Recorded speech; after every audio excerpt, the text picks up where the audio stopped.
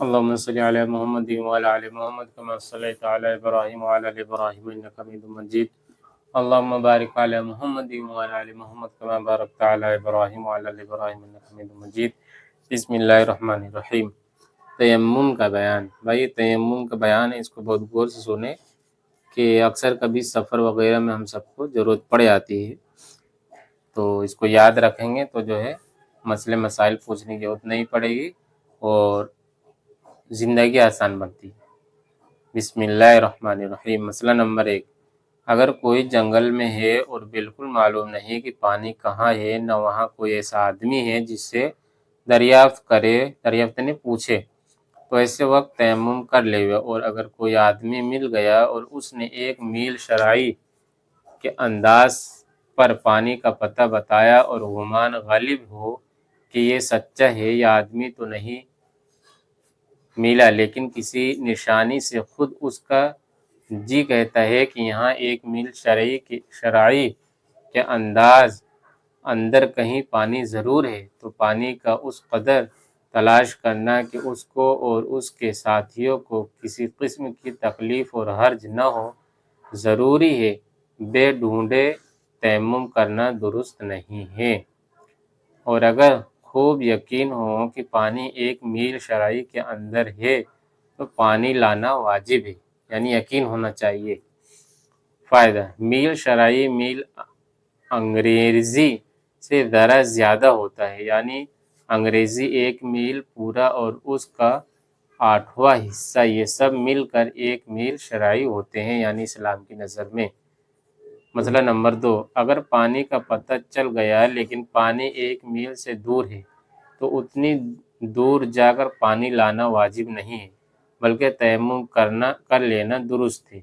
3. اگر کوئی آبادی سے 1 میل کے فاصلے پر ہو اور 1 میل سے قریب کہیں پانی نہ ملے تو بھی تیمم کرنا درست ہے، چاہے مسافر ہو یا مسافر نہ ہو. یعنی مسافر ہو تب بھی، نہ مسافر ہو تب بھی، تھوڑی دور جانے کے لیے نکلی ہو. 4. اگر راہ میں کنواں تو مل گیا مگر لوٹا ڈورا پاس نہیں، یعنی رسی نکالنے والی پاس نہیں ہے، اس لیے کنویں سے پانی نکال نہیں سکتی، نہ کسی اور سے مانگے مل سکتا ہے، تو بھی تیمم درست ہے. 5.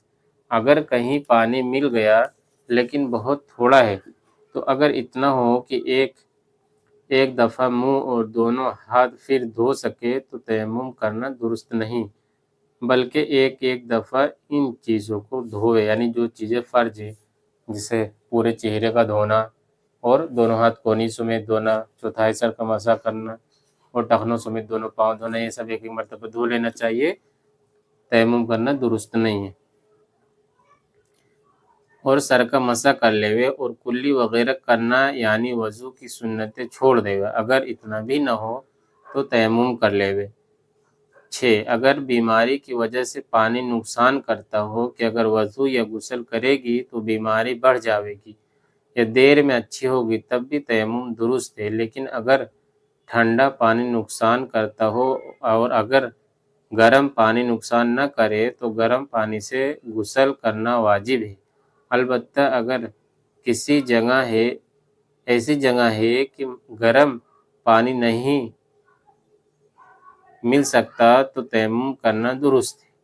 7. اگر پانی قریب ہے یعنی یقیناً 1 میل سے کم دور ہے تو تیمم کرنا درست نہیں، جا کر پانی لانا اور وضو کرنا واجب ہے. مردوں سے شرم کی وجہ سے یا پردہ کی وجہ سے پانی لینے کو نہ جانا اور تیمم کر لینا درست نہیں.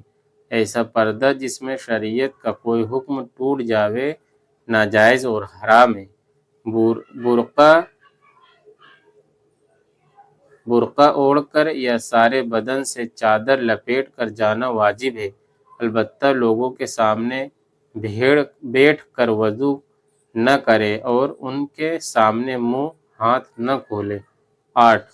جب تک پانی سے وضو نہ کر سکے برابر تیمم کرتی رہے، چاہے جتنے دن گزر جاوے، کچھ خیال اور وسوسہ نہ لاوے.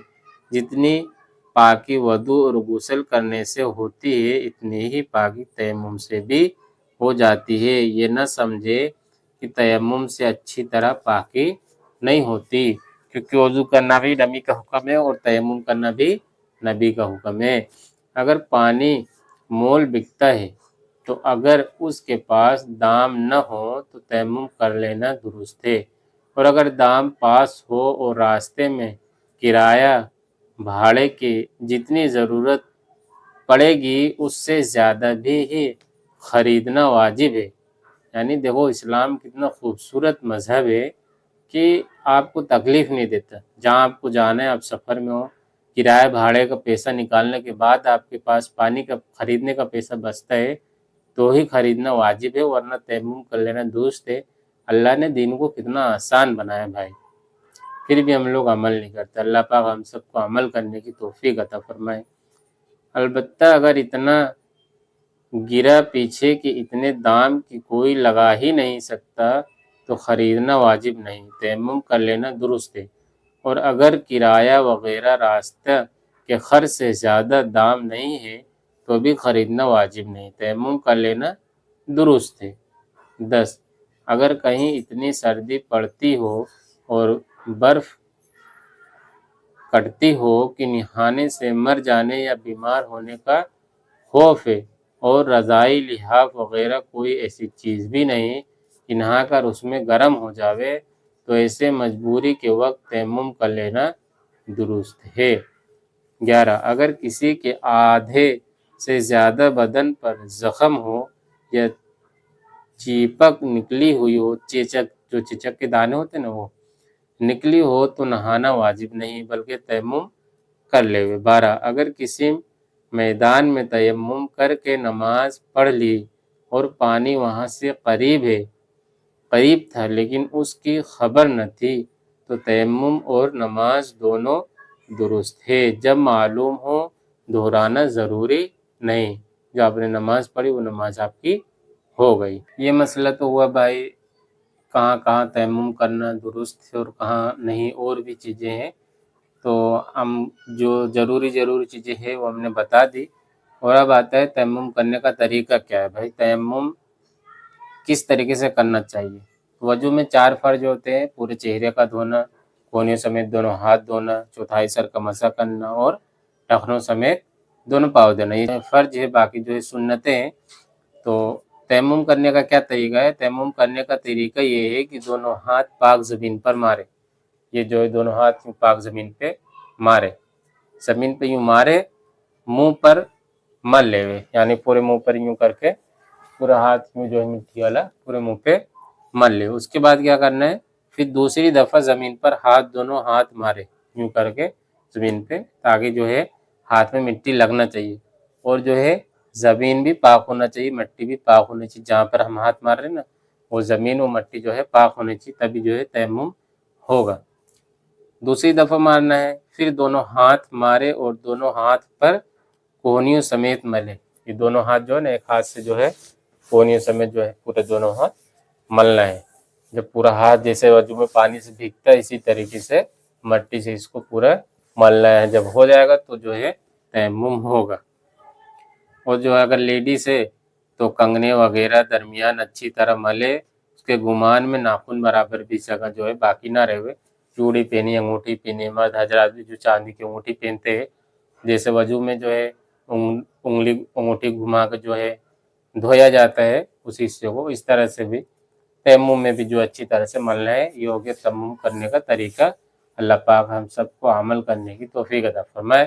سبحان اللہ بحمدہ، سبحانک اللہم وبحمدک، ونشہد ان لا الہ الا اللہ ونستغفرک ونتوب الیک۔ سبحان ربک رب العزت عما یصفون، والسلام علی المرسلین، والحمد للہ رب العالمین۔